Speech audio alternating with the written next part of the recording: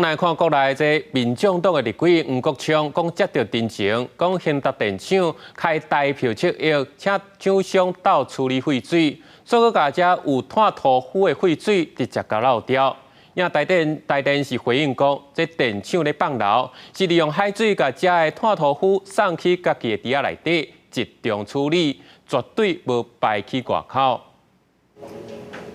画面内底4支公仔直排土霾，直接流入兴达电厂的边仔。民众党立委黄国昌接到检举，这搭抗涂炭屎的边仔，说予兴达电厂委托的厂商排废水。伊阁提出第二部文件指出，业者3年来处理的放流水平一直拢超标，相关超标要20倍。这支台电开7亿委外处理废水，煞颠倒咧污染环境。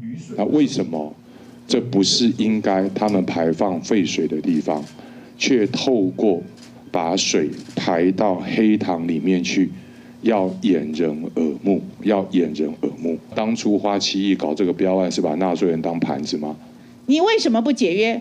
为什么不求偿？你为什么继续包庇？你为什么继续袒护？立委黄国昌表示，抗涂炭屎的边仔伫电厂管制区内底，一般人根本无法度入去，真歹发现有违规偷排的代志。嘛烦恼这个废水可能已经流去大海，造成污染嘛。也毋过台电强调，抗涂炭屎的边仔是封闭的所在，污染绝对袂流出去。嘛强调甲排废水无牵连。灰塘是厂区既有的管线利用海水将那个煤灰送到灰塘。 那个管线中间是直接输送，没有任何的绕流，跟所谓宏超公司的废水处理完全没有关系。